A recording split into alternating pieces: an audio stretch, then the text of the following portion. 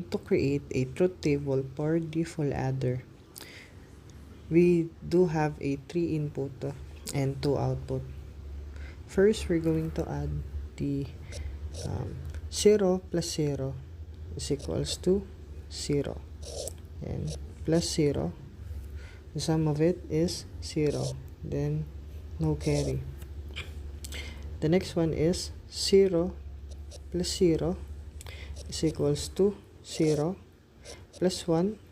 Again, yung sum niya is 1 but no carry. Next one is 0 plus 1 is equals to 1 plus 0 is equals to sum of it, then no carry. Next one is 0 plus 1 is equals to 1 plus 1. Yan, may carry na tayo, then no sum. Then 1 plus 0 is equals to 0. 0 carry, then 1 sum.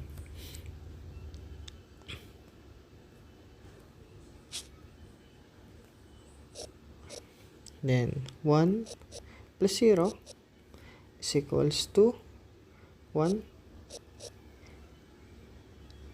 plus 1. Sum of it is 0, then carry 1. Then 1 plus 1 is equals to 0, carry 1. 0 plus 0 is equals to 0. Then 1 plus 1 is equals to 0, carry 1. 0 plus 1 is equals to 1. Now, we do have the truth table. Now, let's proceed for the K-map for the sum and carry output. Now, we are going to create a K-map for the two outputs, which is si sum and si carry output. So, kanina, nag-fill out tayo ng sum and carry output natin. So, dito sa K-map, i-apply natin yung mga output, then ipa-plot out natin siya dito. So, first, nilagay natin si most significant bit here and here. Then, si least significant bit naman is nilagay natin siya dito. And si BC input. So, kanina, ayan, nilagay natin yung mga sagot, which is ito. Ito yung mga sagot natin. Ayan. Then, let's proceed sa paggamit ng K-map. So, si 0, 0, syempre, ang output niya is 0. Ayan, 0. 0. Then, si 0, 1, 0, 0, 1, ang output naman niya is 1. Then, si 0, 1, 0, ang output niya is 1. Then, si 0, 1, 1, ang output naman niya is 0. The next one is, sa baba, si 1, 0, 0, ang output naman niya is 1. Then, the next one, ang output niya is 0. Sunod naman, si 1, 1, 0, ang output naman niya is 0. Then, lastly, si 1, 1, 1, ang output naman niya is 1.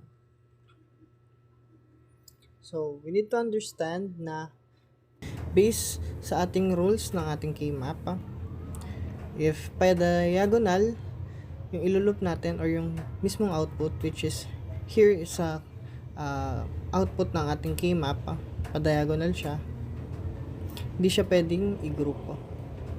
Now, we are going to create the expression of it, which is A bar, B bar, C plus A bar, B, C bar, plus A B bar C bar plus A B C.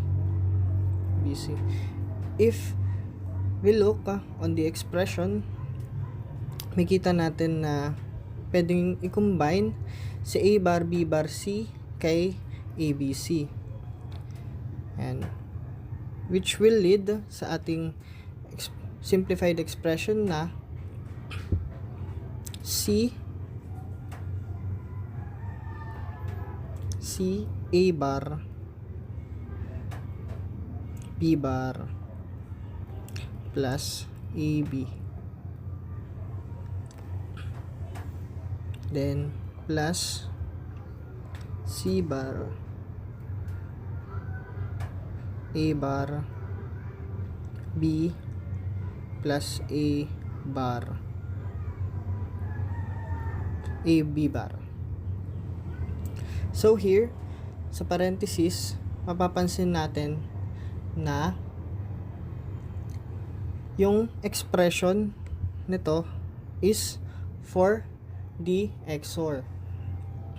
Now, to simplify the expression itself, ang makukuha natin is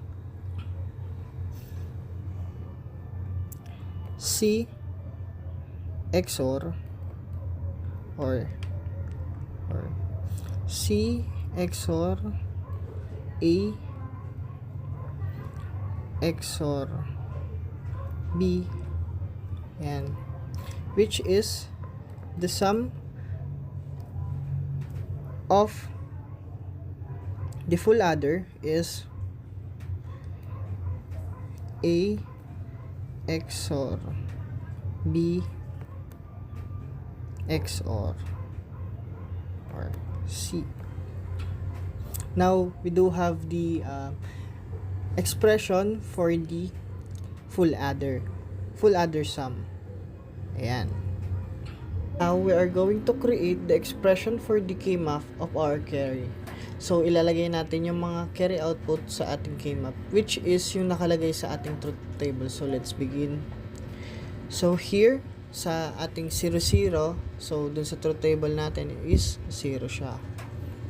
Wait lang, palitan natin ang kulay, which is 0.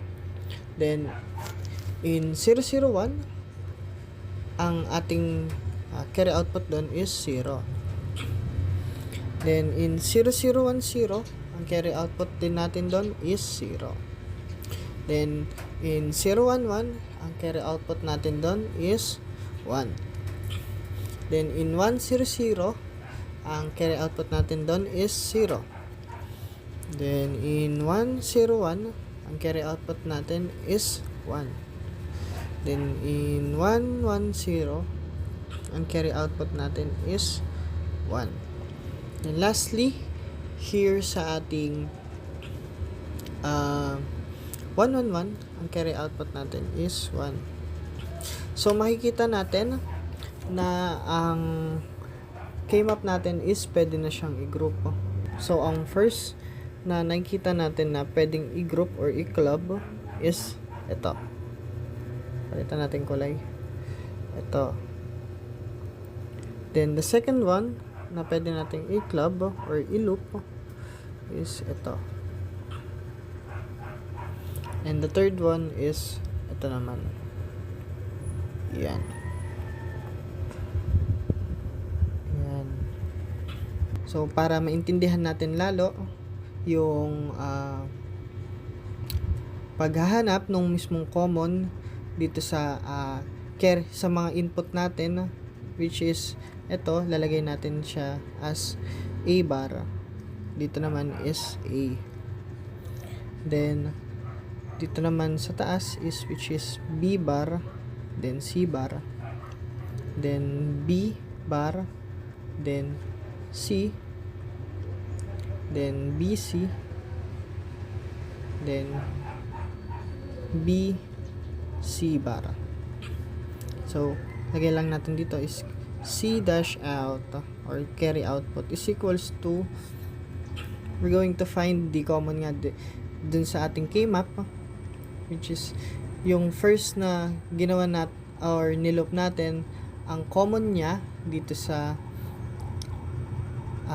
K-map is CA then C dahil wala siyang prime or wala siyang bar. So, ilalagay natin dito is A, C, plus. So, si second loop natin, ito yon si second loop. Dito, ayan, second loop. Ang common niya lang is, so, dito lang siya nakafocus. Ito, kay BC. So, ilalagay natin dito si BC. Next one is, sa ating third loop, which is, ito, nasa gilid, ito. Third loop natin. Ayan. Third loop natin. Hahanapin ulit natin yung common, which is, si A na walang bar, then si B. Ilalagay natin dito is A, B. So, ayan. Nagawa na natin yung simplified expression ni C output. Dahil kompleto na ang ating expression for both sum and carry output, i-apply na natin siya for logic diagram. So, ang expression for sum is A XOR B XOR C. Then, kay carry output naman, ang expression niya is A C plus B C plus AB. So, here, gagawa na tayo ng logic diagram niya. So, si A, si B, and si C. Ayan. Gagawa tayo ng XOR gate.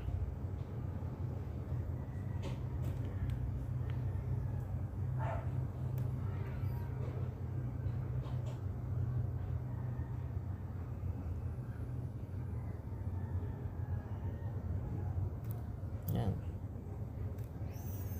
Na nakakonekta dito kay A, kay B, and kay C. Then, we're going to add the carry out expression. So, dito ang katumbas nito, ating expression is may tatlo tayong AND gate, then isang OR gate.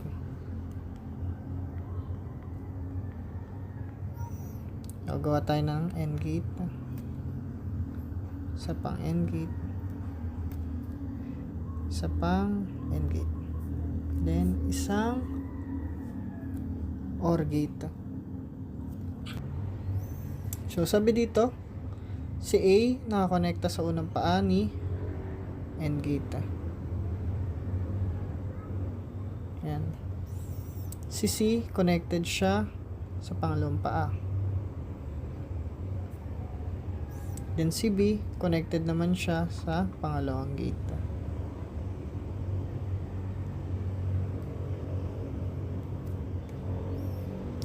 C.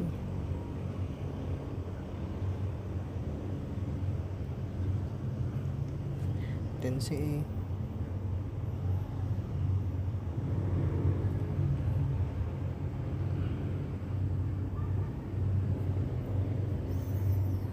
Si B.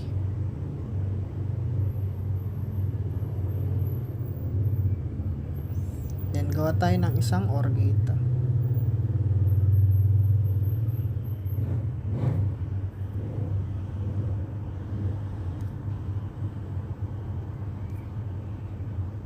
Ayan.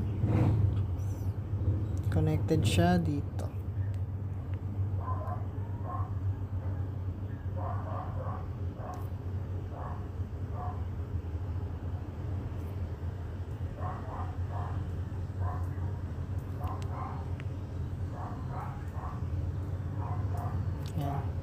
So, ngayon, meron na tayong full adder logic diagram.